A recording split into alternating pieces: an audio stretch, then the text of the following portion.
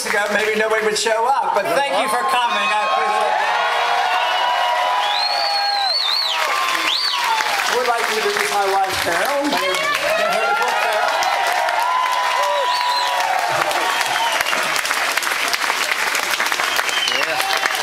And our granddaughter, Linda, who's been traveling with us. Well, thank you very much. Big day tomorrow. Are we going to have a good day?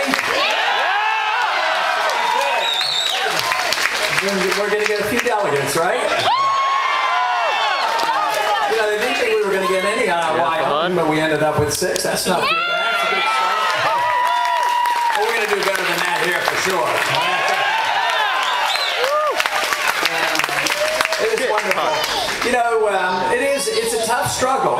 You know, the Republicans need a little encouragement along the views of the ideas of liberty, and we've been working on that, but we're making a lot of progress. But you know where we've really made our progress, because the message of liberty is so broad-based and we reach so many. When you look at the job we have in the primary, that's one thing. But if you put our campaign and my name up against the president, guess what? We do the best.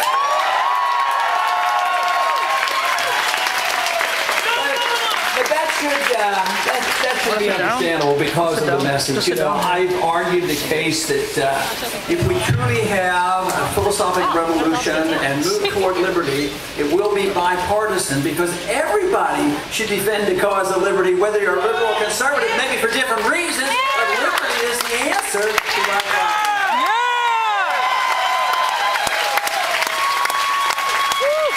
And it's not so much that we're inventing it. I didn't invent it, but it's been around for a while. The best test of a free society has been the United States. And the consequence was that we became the richest and the most prosperous country in the world, the largest middle class, and yet we're slipping. We're not there anymore. Our middle class is shrinking. It's being divided. There's the rich against the poor. The wealth is being transferred from the poor to middle class to the very wealthy. They have the benefits. Guess who the most powerful group of people are in Washington? It's the lobbyists. They're the power people. They're the ones who are behind the scenes that run the show. So for us to have success in this country, people have to once again believe in the principles of the Constitution, believe in limited government, believe in a philosophy of free markets where you have property rights and contract rights, and above all else, sound money without a federal reserve.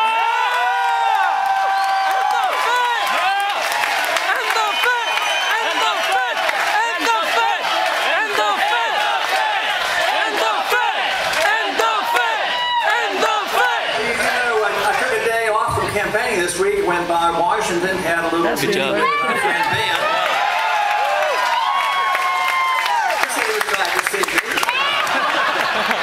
We talked a little bit about the important issues, and he more or less had to concede something. So he says, "Well, maybe we can talk a little bit more about competing concerns. Yeah, let us legalize the Constitution and compete against your funny money system. That's good."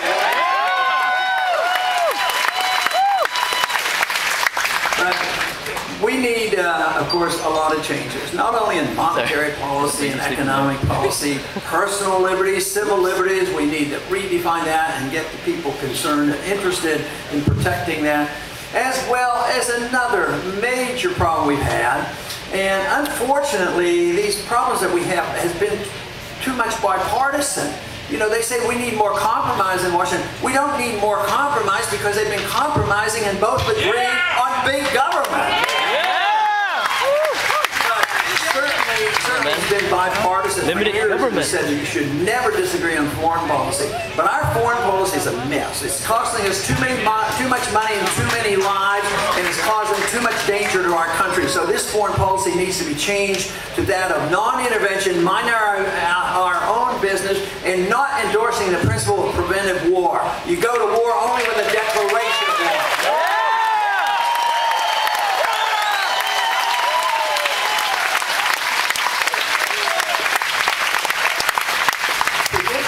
Be a much richer country. Our government has spent so much money in the last 10 years fighting wars that should have been fought that we are now an additional $4 trillion in debt because of it.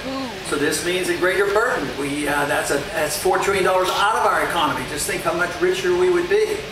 But we are a poorer nation right now. We owe foreigners over $3 trillion, almost half of it to the Chinese. Our national debt is now nearly $16 trillion. We have a debt increase each year of $1.5 trillion. It's unsustainable. Anybody can realize this, and I think most people are starting to. And I think this is why there's been a shift in attitude.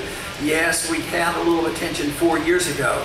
But I've been talking about this for a long time, but it's never been like this before. These last 4 years have dramatically changed because people know that this financial crisis is not a little recession that we're going through, and they're not going to get out of this easily. And they also know that they're sick and tired of the wars, and that it's time that we just bring our troops home and mind our own business.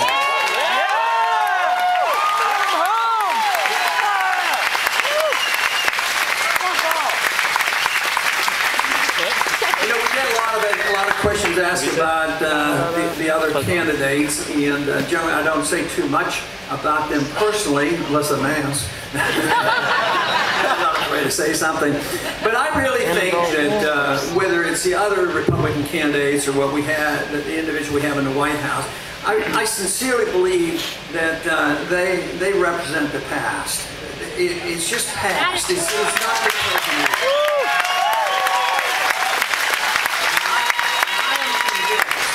Convinced the message of freedom, the message of limited government, it is the future. The future is ours, and I believe very sincerely that intellectually that we are winning this fight, and we will win it politically as well.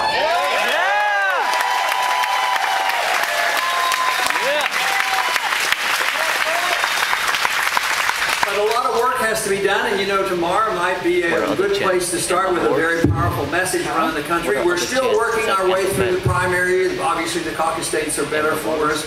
And it'll take a couple months, but tomorrow is a very important day, so I hope you can all participate.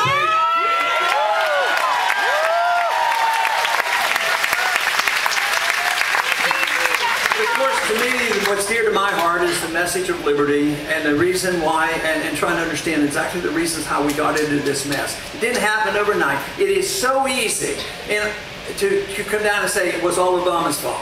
Well, he's caused a lot of trouble, there is no doubt it. And he certainly hasn't done us much good by wanting to have this Obamacare and things like that. But these problems are structural, and they've been going on for 100 years. But I believe that they started in the Woodrow Wilson era, got much worse in the Depression, but really got bad after 1971, when our Federal Reserve and our government permitted us to dislink our dollar in any way whatsoever to gold. That meant there were no restraints on spending, no restraints on borrowing, and therefore the Federal Reserve was always there to buy debt. So we're a debt-ridden society. Literally, the more debt they buy, the more money they can print. It makes no sense whatsoever. That means there's no limit, and they've been doing this. Some like to spend on domestic welfare, others like to spend on foreign welfare. And what happens to the people? The people lose their money. It's a sinister way of taxing the people. Yes, we have direct taxation, but there's a limit. If we had only taxation to pay all our bills, this would all come to an end. And that's what Jefferson wanted. He didn't want it to even borrow, and he certainly didn't want a central bank. But just think if everybody had to just write a check, routinely to pay the bills. There would be a revolution. It would be all over in no time. This is why I introduced a bill, knowing that it wouldn't go anywhere. I wanted to repeal withholding. And that meant if the businessman wasn't forced to be the tax collector, I mean, we all bow down, we collect the taxes, pass them on. There's a discrepancy. We have to prove our innocence. It's a terrible, terrible system. And yet, if everybody had to write a check at the end of every month to pay the government, and we weren't allowed to go in debt, believe me, we would have a very, very small government, the kind of government we could.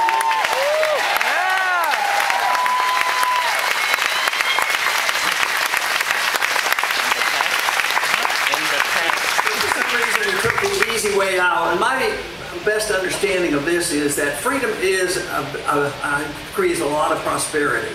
So we were blessed with a lot of natural resources. We were blessed with a group of founders that wrote a pretty darn good constitution.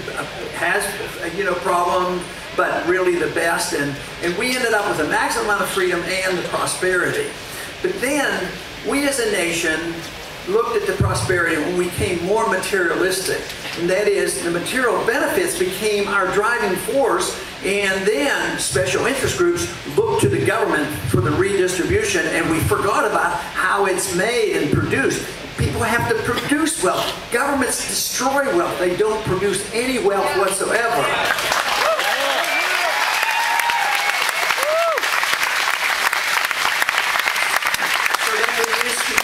The redistribution of wealth through the tax system. We had 1913 was a bad year. We had the income tax. When the Republic returns, we'll repeal the 16th Amendment. We won't.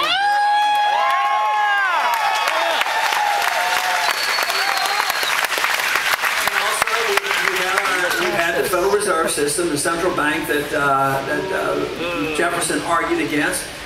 We've had it for 99 years. And they lost 98% of the value of the dollar that they had in 1913. I'd say they were doing a pretty lousy job. So next year, when we have the opportunity, we should introduce or pass legislation that repeals, on the celebration of 100 years, let's repeal the Federal Reserve Act.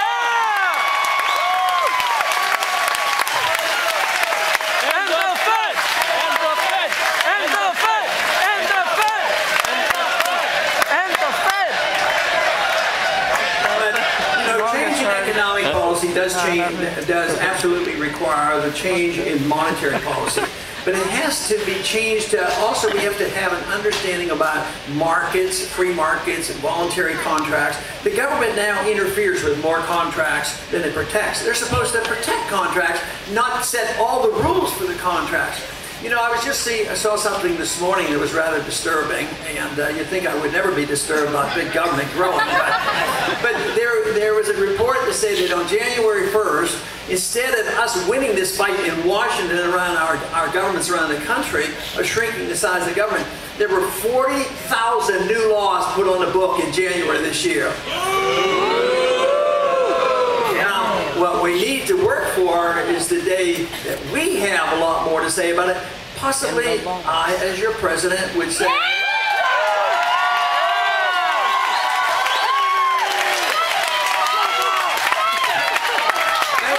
maybe then our goal should be the repeal of 40,000 laws.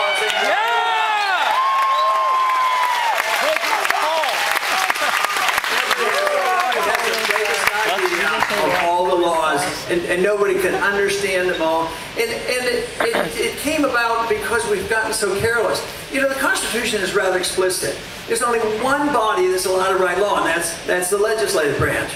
But guess what? Does the executive branch write law? All the time. They have executive orders and signing statements and regulations. Regulations have the force of law. And the worst thing is, they go, if you disobey a regulation, you don't even get a fair hearing in court. You go to an administrative court. Then you have to prove yourself innocent. It's a terrible system, and yet courts themselves write legislation. And it's absolutely out of control. It bogs us down, makes it more difficult for our to compete. You add a regulatory burden, you add the tax burden, you add this monetary system that can do nothing but mischief for us and deceive us and mislead us and have the great burden of debt on our heads.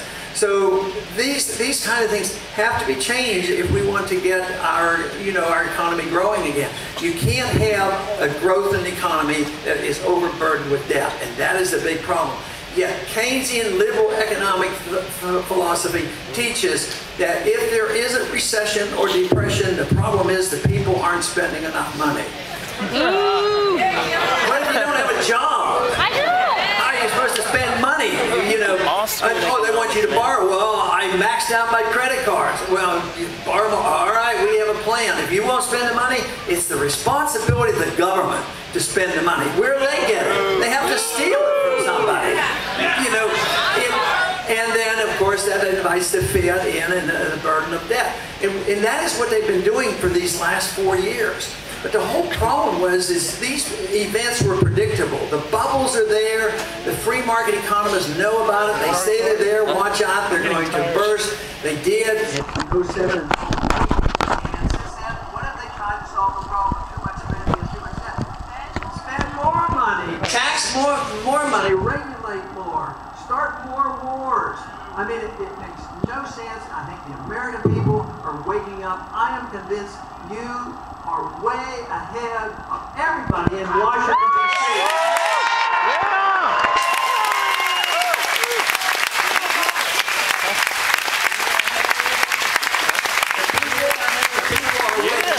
Washington is sound asleep, so they have to hear our message loud and clear. You know what? Under these kind of conditions where government grows, governments can't grow without undermining personal liberty, whether it's economic liberty or personal liberty. And that is what has happened today. And just look at it. You know, we are now a country that is giving up our liberties for the sense of security, whether it's economic security or personal security. And this is especially a consequence of 9/11. Because of the misinterpretation of exactly what was behind 9/11, and they said, oh, that's a big problem because they hate us because we're free and that we're rich. That is not true. This is blowback. They're sick and tired of us bombing their countries. They're sick and tired of us occupying their countries.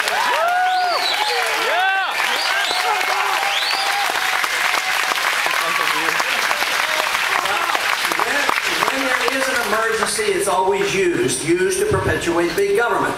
So there were a couple things had been laid out in plans for years. The invasion of Iraq was known by me and others as early as 1998. That is when they started on it, because I started talking about it in 1998. But 9/11, that was the first thing they talked about. Now's our chance. They weren't worried too much about going after bin Laden. It took them 10 years to do that. They occupied 2 countries before they finally found him. But they used that as the excuse to go in. But what about the right afterwards? What did they do for us? Did they say that that we have to protect the people? No, we have to put more burdens. We have to take liberties away from their people. So they passed a law that they had been trying to pass for years, and that was called the Patriot Act. So if and when we get our republic back, the repeal of the Patriot Act will be on the top.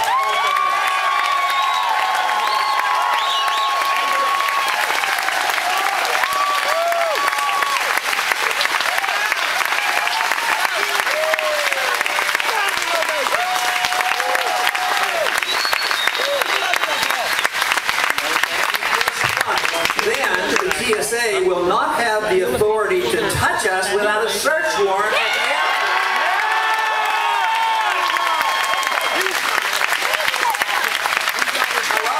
A lot of members of Congress told me they couldn't vote against it because it was tough times and it was called the Patriot Act. Who could vote against the Patriot Act? But I think most people have paid any attention to what's in Washington. If you look at a title, you can assume they're doing exactly the opposite of what the title is.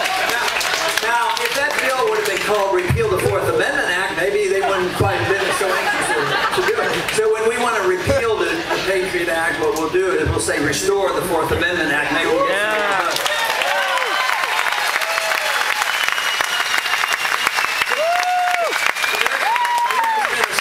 erosion of our personal liberties. And I see personal liberties, social liberties, exactly like I see economic liberties. They're one and the same. But since the early 70s, there has been erosion of our personal privacy for a couple reasons. One, financial privacy with the IRS, so they have to know every single financial transaction. But also, there's another onerous war going on against the American people here. Always well-intended, and that is the war on drugs, which is a total failure. Yeah.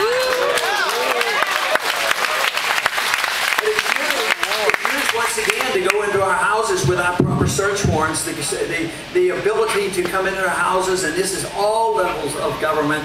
They come into the house, they have these SWAT teams, they come in, and they are just positive they have the right place and they're going to arrest somebody. They might be smoking marijuana, they're going to get them. And they break in, and sometimes they kill people, they shoot people, and then they find out they're in the wrong house. This is what the revolution was fought about: keeping the government out of their house unless they have a proper church.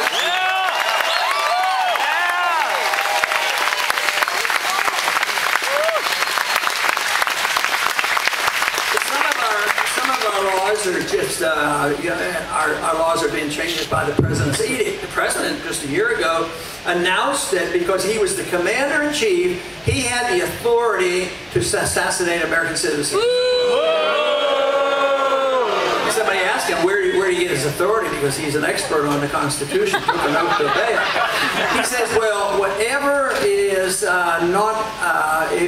is not prohibited in the Constitution, he's allowed to do. That's not the way it is. He's only allowed to do the things that he is explicitly told he's allowed to do, and the rest he's not allowed to do.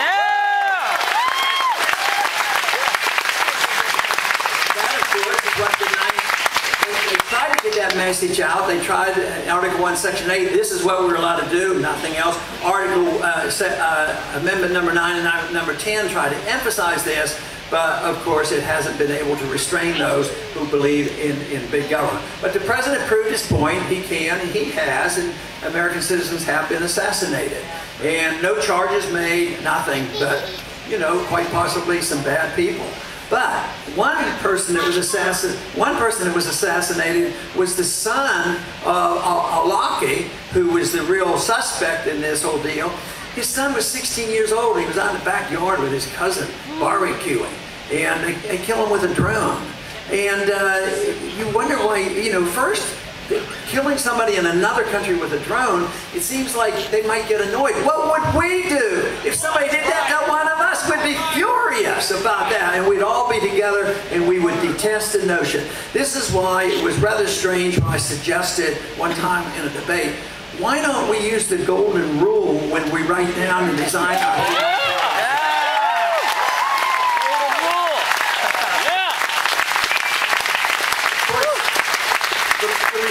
that wasn't quite as nice as what you did. I think before I got the sentence done, they were booing me. And I thought, wow, what's going on in this country? That's why we need more people like you, and our numbers are growing.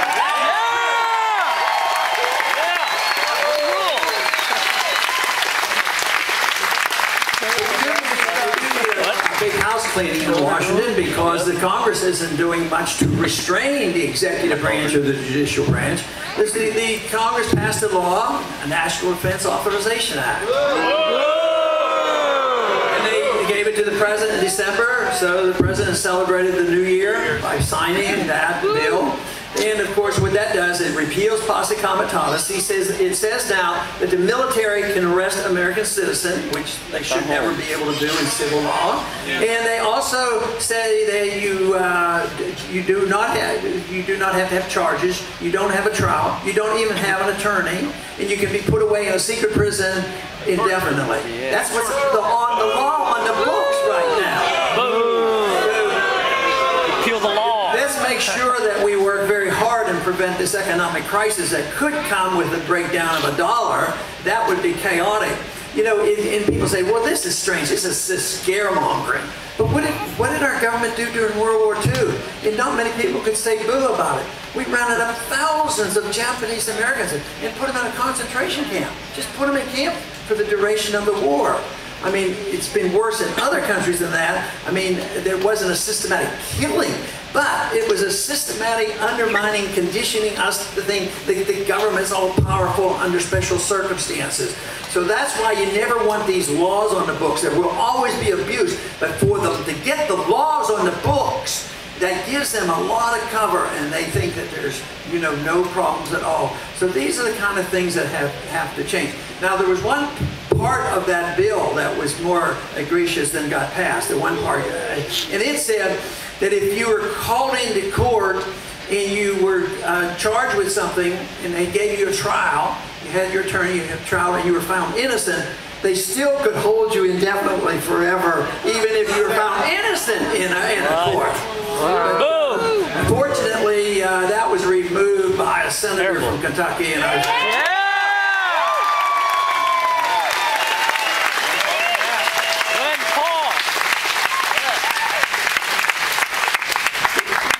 to, ask the basic question, what should the role of government be? Should it be to take care of us from cradle to grave? Should we have a welfare state? No, it doesn't work. If the government then assumes they have a responsibility to tell us what we can do about our own bodies and our own lives and our own habits, that means the government can protect us against, or they want to protect us against ourselves.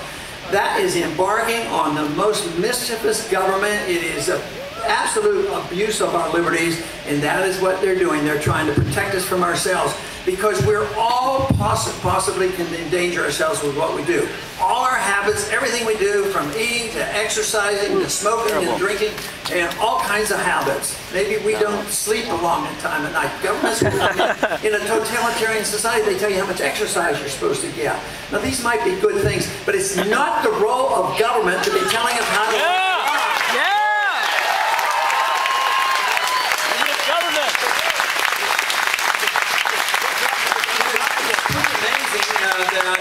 we generally recognize that our spiritual life and our religious lives are our own, and the government's not supposed to be meddling. And we do a pretty good job of that, and we're pretty tolerant. Some people have no religious beliefs. Others have different ones that we might not understand or know about or approve of, but we say that's their business. As long as you're not hurting people and killing people under the rules.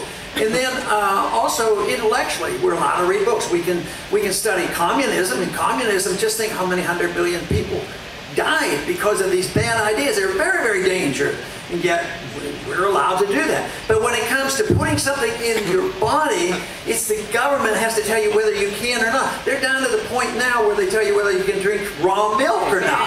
That's pretty bad. But it also hinders our rights to go to alternative things. What if you believe in alternative medicine? What if you want to use something else? Eastern medicine. But if you have a right to your life and your liberty and run your own life, you have to be responsible. If you do something wrong, you cannot go to your neighbor or to your government and demand that you be taken care of. But you also should be able to keep the fruits of your labor. If you work hard.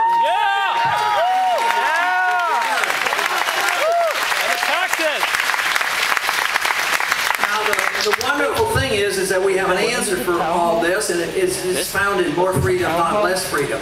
Because freedom should bring us together. I think it's really miraculous how it should, and it can bring people together, and I think it did in our early history. And that is that, first of all, in our early history, certain groups were punished unfairly. They were seen as a collective, and we punish people because they belong to a group. But we don't get our rights because we belong to a group. I don't like hyphenated rights. We get our rights because we're individuals. But you should never be punished, but you should never get benefits either because you belong to a particular group.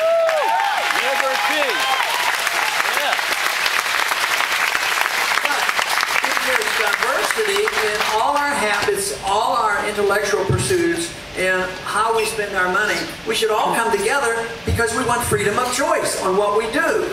And that means that people of all walks of life should come in and join and say, yes, I want my freedom because I want my life. And I want to run my own life as I should choose. And therefore, the only thing that we'd have to ask of each other is when people spend their money the way you don't think they should, or they have a personal lifestyle that you don't approve of, you just have to walk away and say, that's your business. Just don't bother with mine.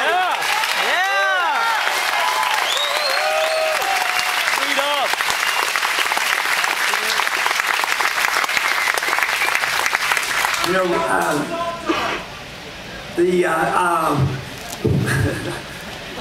know, in our early history, obviously the founders warned us about these problems. And Samuel Adams said that it would be difficult, but he suggested that don't be in despair, if you don't have a majority. And obviously, nobody ever gets a majority. 51%. 51% didn't vote in communism. 51% didn't found this country. Leaders found the country. A small number of people. And he explained it, same guy explained it by saying, it isn't a majority that is necessary, it's the minority, an irate, determined minority, starting brush fires of liberty in the minds of men.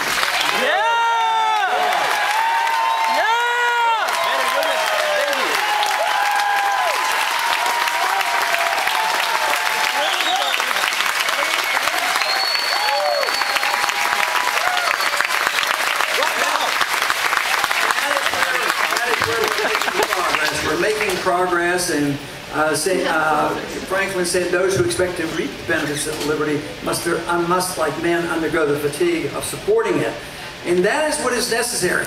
Now, if you come to these conclusions and feel strongly about it, actually, I believe the burden is greater on those who understand these issues than those who will never care that much or never get involved. They may even be voters, but they don't know who they're going to vote for until the day before, but they don't get involved. So if you belong to the group that want to change things, there's a greater burden on each and every one of us. And I think there's several things that we have to do as individuals. First, we have to study and know the issues to know how to defend our position.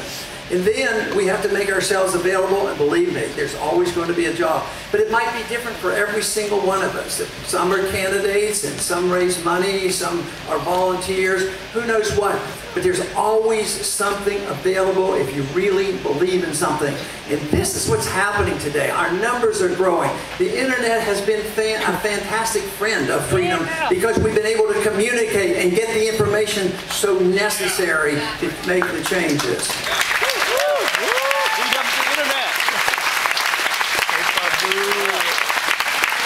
Also, what this has done in recent years has been a revival of a lot of people who felt frustrated and standing by. Some never voted, some dropped out, and they're just watching, and they think, what's the difference, what's the difference? A lot of those individuals that I call part of a remnant, people who knew and understood it, but now they're feeling less frustrated and believe there's something changing. And where I am convinced is when I meet the young people on the college campuses. Believe me, these views are alive and well and growing by leaps and bounds.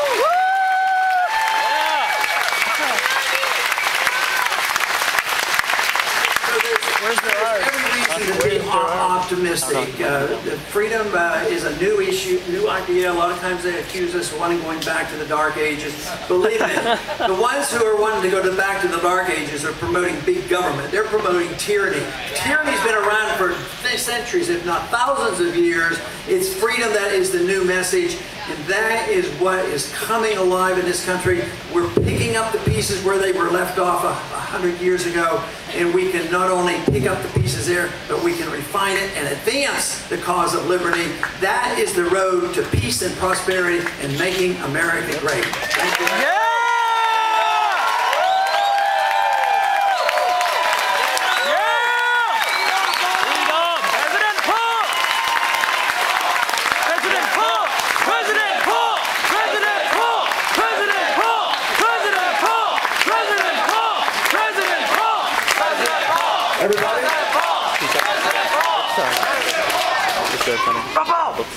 There are a few questions actually from the crowd, so be seated again. One of our Seattle coordinators, Scott Schuck, actually has the microphone. Undecided. People that have some questions. Undecided. Dr. Paul, so Scott, where are you there? Okay, hey Scott. Okay.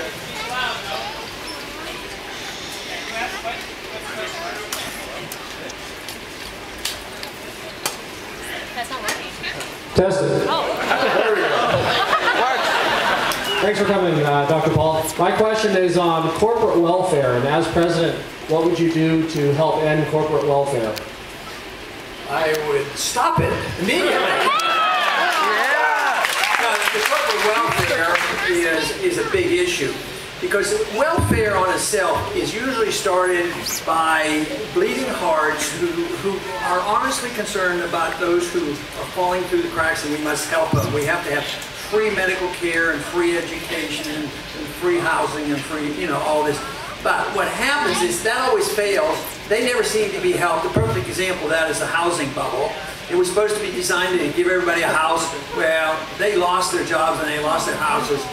But who benefited? The corporations. The corporations made a lot of money as the bubble was being blown up.